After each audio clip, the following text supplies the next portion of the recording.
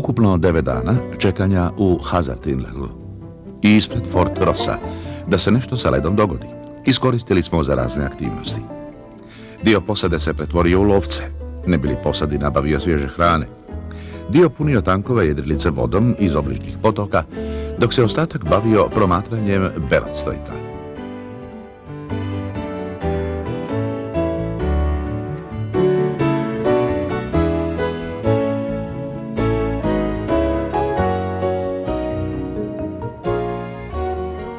Mirno nasljeđujući obiteljska znanja, glavni je u kuhinji kada se pojavi divljač.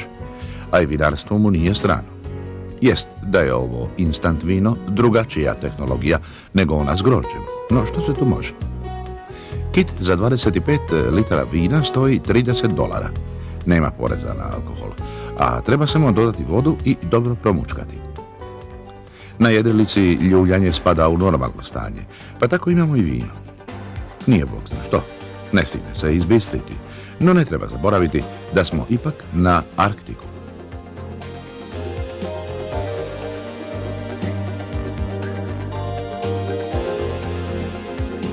Osmog dana iščekivanja, u trenucima kada su nam svima pogledi usmjereni isključivo na led i kalendar, jer dani neumoljivo prolaze, a time se i naše šanse smanjuju, naletio nas je avion kanadske obalne straže. Letio je iznad Peel Sounda, gdje je bio na izviđanju stanja leda za najveći kanadski ledolomac koji danas treba proći tim putem. Naime, niti ledolomci ne mogu baš svugdje proći, pa se put trasiraju avionima i helikopterima. Avion je, na našu zamolbu, skrenuo s rute i nadletio Bellot Strait. Stručnjak za led, takozvani Ice Observer, javlja nam preko radiostanice zapadni dio Bellota led 3/10, zatim 7/10, a sada smo iznad leda 9+. Kada je došao do nas, ovako je rezimirao stanje. Dakle, u sredini prolaza imate točno 8 milja leda, 9+. To je isto stanje kao i prije 10 dana kada smo ovdje zadnji puta letjeli. Miro je odložio mikrofon i svi smo zašutili. K vragu. Od 17 milja, koliko je prolaz dugačak, više od pola je neprolazno i opasno po život. Da stvar bude ljepša, zrakoplov je napravio i krug iznad Prince Regent Inleta i javio. Cijeli Prince Regent Inlet je pod ledom, 9+. Kako li ste vi uopće uspjeli stići do ovdje? I od. Dakle, nema niti povratka, sve kada bismo ih htjeli. Mladen se vratio na obalu u svoju vikendicu, u kojoj je spao već nekoliko dana i svakih nekoliko sati promatra led u Bellotu. Tijekom noći javio je. Momci, s ledom se nešto događa. Počeo se lomiti i čini mi se da se granica stanja 9+ počinje od nas odmicati. Do jutra se mnogo toga zbilo, pa su Neno i Drago sjeli u gumenjak i odjurili u Bellot sa zadatkom da se probiju što je moguće dublje u prolaz. Popnu na obalu i osmotre dio prolaza, koji mi s osmatračnice kod spomenika McClintoku ne vidimo. Nakon što su se popeli na 100 metara visoku obalu, radiostanica je zabrujala. Ti boga, pa tamo naprijed nema baš puno leda. Bellot je za nas prolazan.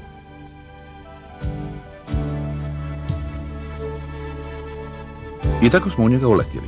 Najveća prepreka Arktika je svladana za 2 sata i 15 minuta, jer je čigra imala u krmu i jaku struju. Nekoliko puta smo uletjeli u velike i pogibeljne vrtloge. Primili smo i 2 snažna udarca u krmu. Ponovno strugali bokovima po ledu, ali uspjeli. Hurra! Dobrodošli u zapadni Arktik. Franklin Strait dočekao nas je pod ledom 7/10, ali prolaznom i u magli. Neposredno prije Gioje, u trenutku kada smo izišli iz leda i kada su nam po kartama leda trebali nastupiti bolji dani, ispred pramca pojavio se brod. I to ne bilo kakav, već jedrilica. Do ovoga trenutka mislio sam da smo mi najluđi ljudi na svijetu i stalno zapitkivao što to mi uopće tražimo u pustoši Arktika. Mala, ali hrabra, jedrilica Dow 3 sa 3 mušketira i namjerom da učini isto što i mi, samo u suprotnom smjeru. Na posjetnici koju smo dobili piše da je zapovjednik gospodin Bushnell, prvi časnik, je ujedno i naturalist, a treći član posade artist. Na naše pitanje kako su do sada prošli, Bushnell kratko komentira. Kod rta Barrow smo došli prerano i tamo se gadno namučili sa ledom. Kasnije je bilo lakše, osim što smo jednom udarili u santu. Ja sam pao i slomio sve zube. Sada me posada ismijava. Mi se nismo mogli načuditi njihovom brodu. Mi u sredini salona imamo stol, a oni zahudsku školjku. Gdje spavaju, to nam uopće nije jasno. A kako su smjestili hranu i gorivo, nismo uspjeli otkriti. Griju se običnom pećina drva, ali niti njih na 8-metarskom brodu nema. Rastanak je uslijedio brzo. Nažalost, oni nemaju niti radiostanicu, tako da nismo mogli dogovoriti vezu za iduće dane plovidbe.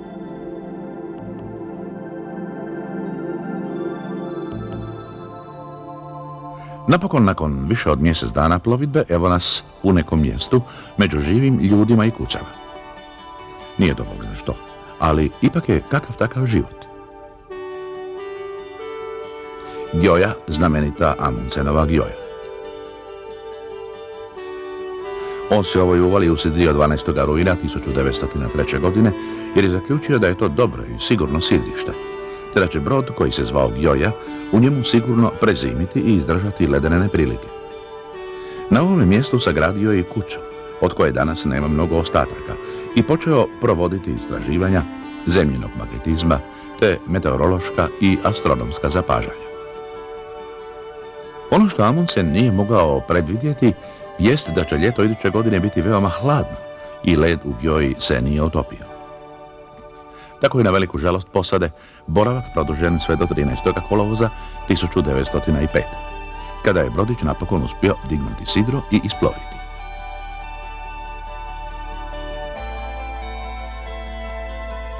Danas Gjoahaven, kako je zovu Kanađani, ima oko 400 stanovnika. Mjesto je nastalo početkom 60. godina, kada se na Arktiku počeo graditi obrambeni radarski sustav Distant Early Warning Line, koji je imao svrhu štititi Sjedinjene države i Kanadu od projektila i zrakoplova iz bivšeg Sovjetskog saveza. Vlasti su Inuite na neki način prisilile da ostave svoje logore i mala zimovališta, te im u ovakvih nekoliko sela, koje zovu Hamlet, osigurale stanovanje, dobavu goriva, struje i hrane.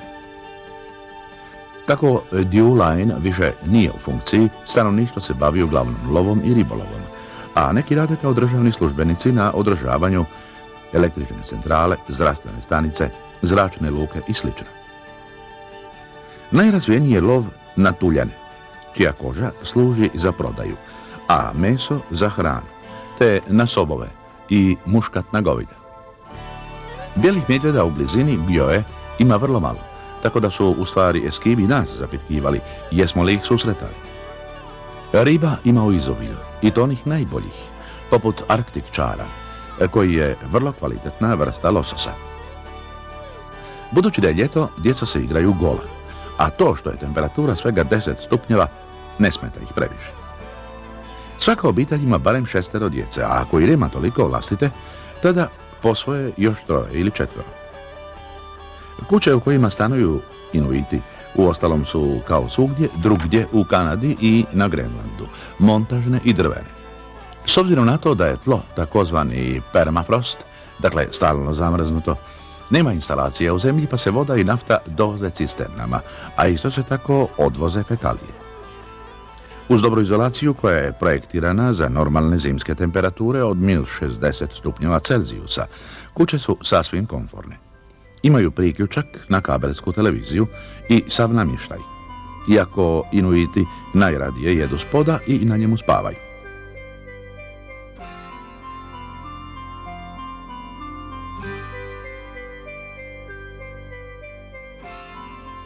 Otprilike 300 milja zapadnije nalazi se i drugo veće selo na našemu putu, Cambridge Bay.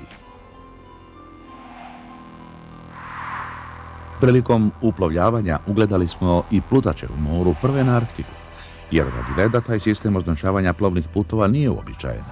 Više se upotrebljavaju oznake na kopnu i sustav pokrivenih smjerova dosta je dobro razrađen. Dan prije našega dolaska zbio se najvažniji godišnji trenutak u životu ovog gradića. Stigao je tegljač i 3 barže.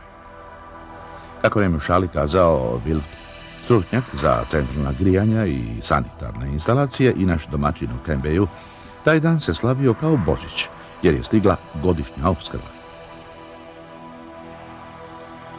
Ima godina kada ona i ne stigne i tada se život na sjeveru počne bitno komplicirati.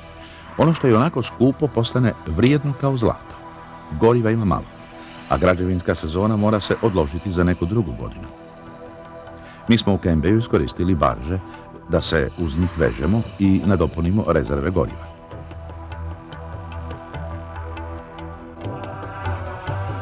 Nafta arktičke kvalitete ima oznaku P40 ili P60, koja jasno pokazuje do koje se temperature ispod nišnice može upotrebljavati. Cijena je trostruka u odnosu na gorivo u ostalim dijelovima Kanade. Zapovjednik tegljača dao nam je mnogo korisnih savjeta o tome kako ploviti kroz Boforovo more i uz obale Aljaske. I ne samo to. U svojim američkim nautičkim kartama ucrtao nam je rute koje oni koriste u plitkim vodama.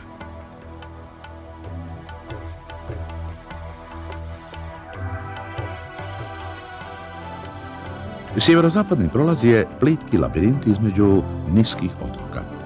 Nije stoga čudno da je trebalo više od 300 godina da se razjasni kako ovaj kraj svijeta uopće izgleda i koje su mogućnosti da se koriste neki plovni putovi, te kako uopće preživjeti.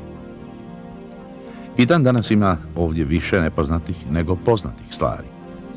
Dubine mora, najvažnija stvar za pomorce, samo su na nekim mjestima istražene.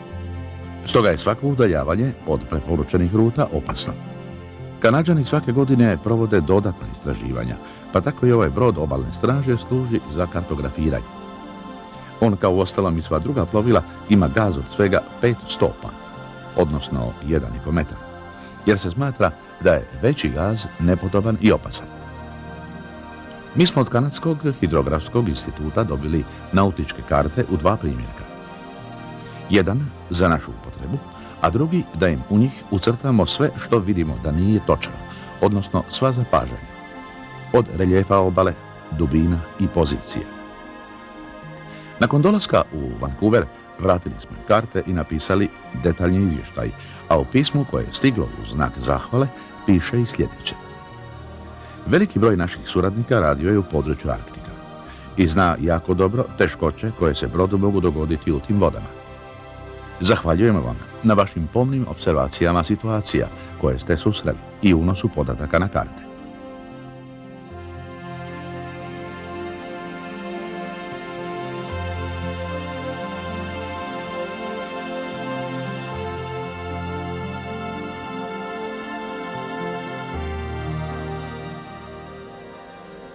Snježne oluje počele su nagovještavati blizinu jeseni i ponovni početak zamrzavanja cijelog Arktika.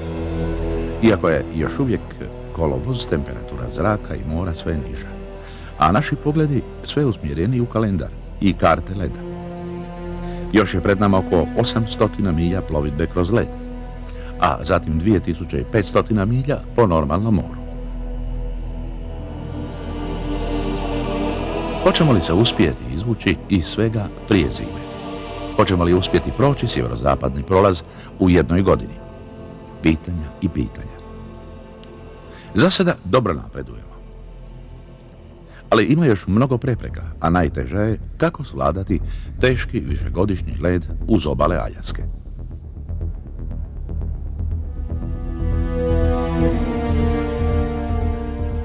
Kada se reljef oko nas promijenio i niske palačinke otoka kanadskog Arktika zamijenile visoke planine, postalo je jasno da smo došli do Aljaske i uplovili u američke teritorijalne vode. Meridijan na 141. stupnju zapadne dužine je takozvana demarcation line, odnosno granica između Kanade i Sjedinjenih Država, a i uvala u kojoj smo odlučili potražiti predah nosi isto ime. U njih smo čekali 3 dana da svježi istočni vjetar malo odmakne teške sante leda na zapadnoj, najopasnijoj dionici, 400 milja uz obale Aljaske do rata Barrow. U ovom pogibeljnom ledu Arktičkog oceana nastradali su mnogi brodovi i njihove posade. Ledene mase prostiru se sve do pola. Tu više nema otoka i sjeverni i zapadni vjetrovi led naguravaju na obale Aljaske.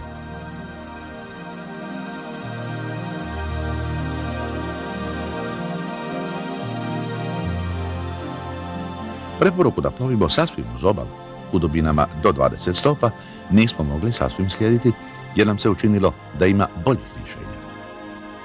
Tako smo po ne znam koji put krenuli u led, vođeni više instinktom nego kartama koje dolaze sa satelita ili savjetima.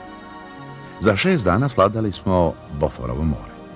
Po danu smo jedrili i vozili motorom slalom, a po noći zavlačili se među sante leda i pazili da udarci u njih budu što nježniji.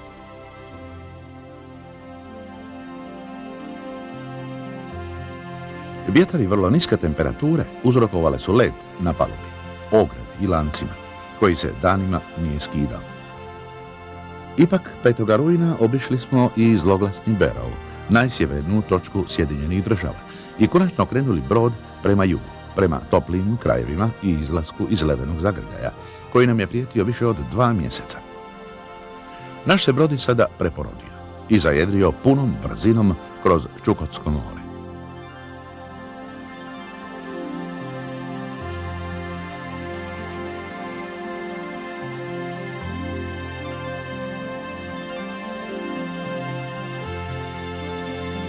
Svega 3 dana kasnije projurili smo kroz Beringov tjesnac, uzak prolaz između Aljaske i Sibira.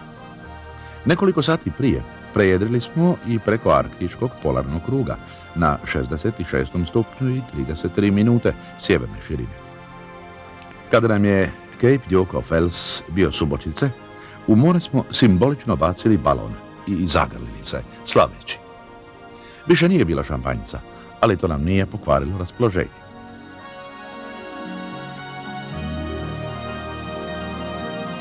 North-West Passage je savladan, 3700 milja leda i opasnog labirinta u koji smo ušli u Davisovim vratima uz obale Grenlanda. Sada su iza nas. Uspjeli smo ga proći, kao 4. brod u povijesti pomorstva, u jednoj jedinoj sezoni, bez pomoći ledolomaca i u daleko najboljem vremenu od rekordnih 66 dana i 14 sati. Hura! Nakon 1000 tona leda, koji smo fizički razbili pramcem i trupom, brod je neoštećen, a posada bez jednog ožiljka, osim možda u mentalnom sustavu.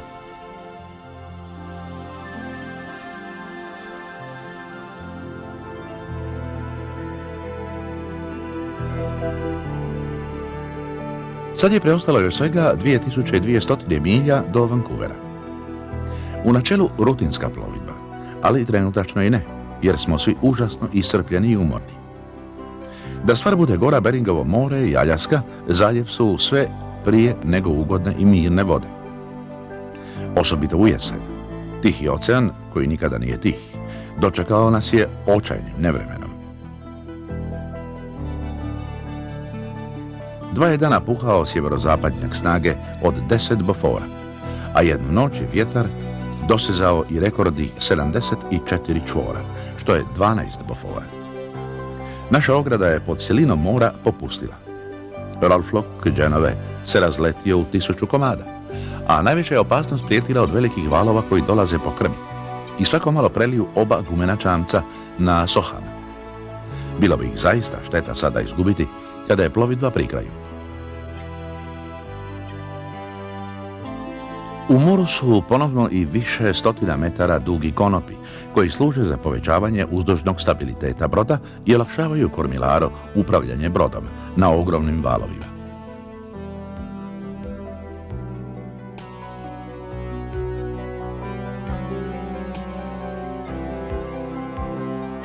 Predah je napokon nastupio kada smo ušli u splet otoka uz zapadnu obalu Kanade, poznatih kao kanali British Kolumbije.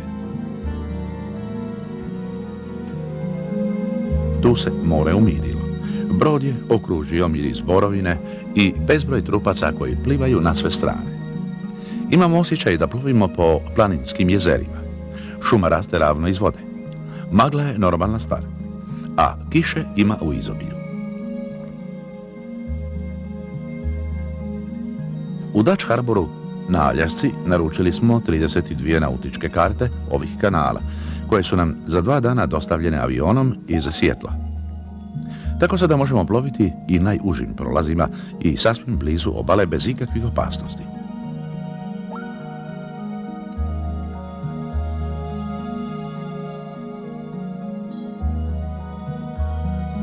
U Johnson Streitu dočekalo nas je sunce, ali još i nešto mnogo zanimljivije. Kitovi ubojice. Orke.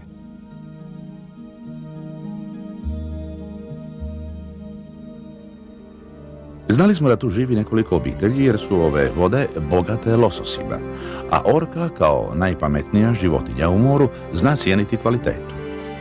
No nismo se smjeli nadati da ćemo ih i vidjeti. Vjerojatno kao nagradu za sve što smo do sada propatili u zaljevu Titsaka, okružilo nas je 5-6 primjeraka.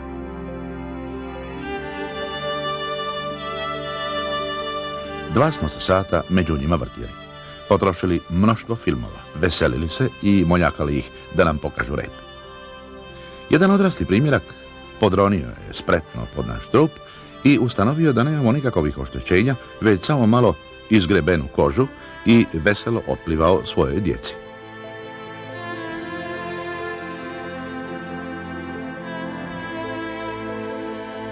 Orke žive 60 do 70 godina. Imaju 2 do 3 mladunca. Plivaju u skupinama, a djed i baka se najradije igraju sa svojom unučadi. Zna se za slučajeve kada su potopile neke brodove, ali se zna i za slučajeve kada su spasile ljude. One su sve prije nego ubojice, a to što pokatkad brod zamijene s ledenom santom na kojoj plivaju pingvini, njihova omiljena hrana, ne možemo ih puno kriviti. Nitko nije savršen.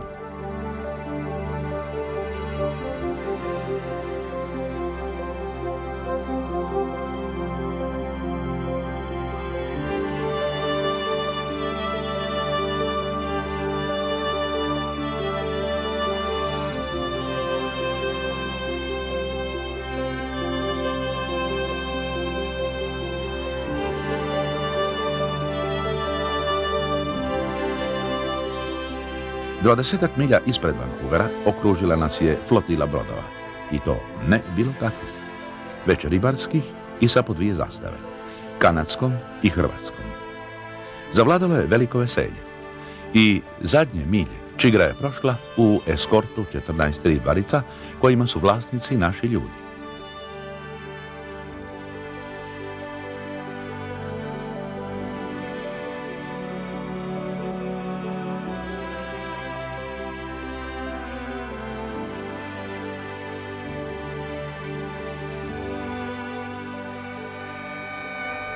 Na obali mnoštvo ljudi, zastave i glazba. Dobro došli u Vancouver.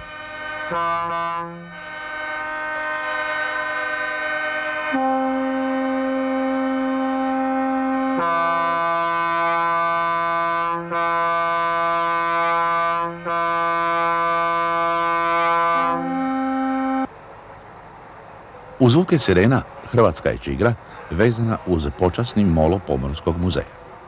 Da li zasluženo? Vjerojatno da. Ušli smo u povijest pomorstva, ali ipak još nismo za muzej. Ima još mnogo milja pred našim prancem.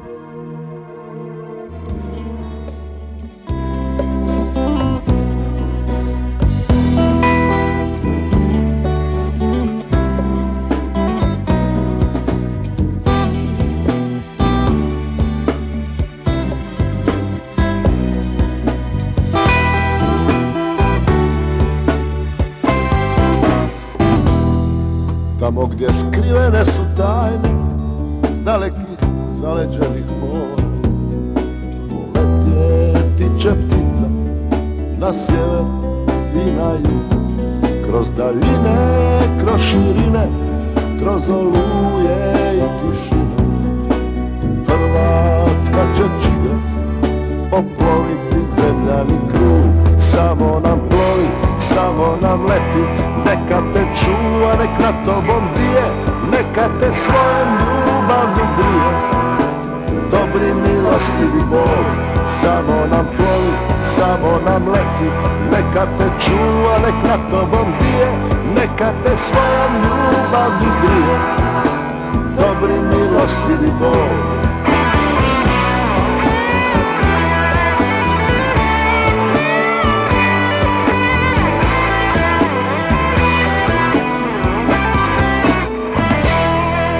Gdje spajaju se dani u beskrajnoj bjelini i u nepreglednoj tmini, hrvatska čigra nastavlja let kao ptica koja leti i po zimi i po ljeti. Hrvatska će čigra poploviti veliki svijet, samo nam plovi, samo nam leti, neka te čuva, nek na tobom bije, neka te svojom ljubavlju grije. Dobri milostivi Bog, samo nam plovi, samo nam leti, neka te čuva, nek na tobom bije, neka te svojom ljubavlju grije. Dobri milostivi Bog.